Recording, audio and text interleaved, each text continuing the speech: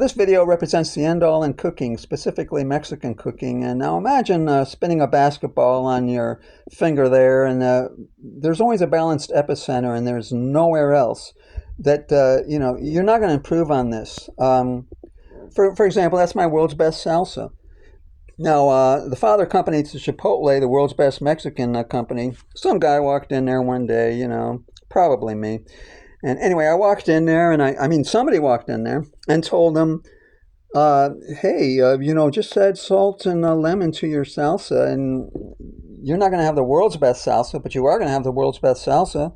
And they tried it, and it worked, and well, that was the rest of the story. And now, by the way, the father company to Chipotle was Mcdonald's, who, by the way, one ingredient called beef fat, they stood on the shoulders of nothing more than beef fat. Some guy in San Bernardino had a little hamburger stand. People came from miles to eat 10% beef fat laced with 90% poisonous vegetable oil. And the people rolled over backwards because those fries were crazy. I, being the king of kings, of course, I beat his fries because I use palm fruit oil with 10 or 20% chicken fat, which is richer, more calories than beef fat. And, I'll pressure cook that half a potato and slice it thin, and then I will fry it.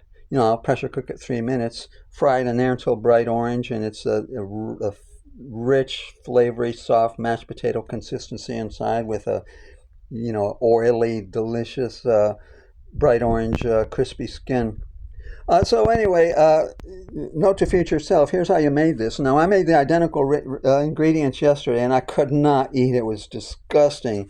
And the power of attention to detail and quality. I fried 1/2 of the corn tortilla in palm fruit oil.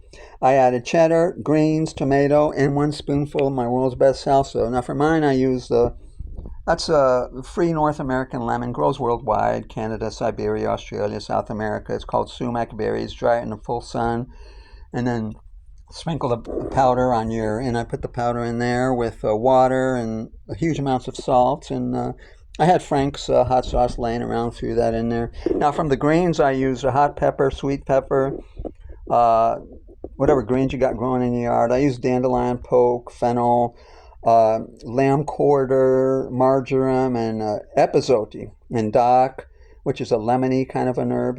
But epazote is the caps lock king of ingredients you want to use for your any of your Mexican dishes will be magic with epazote. And that's it. That is it. That is the end all. Remember timing and attention to detail and quantity, not quality.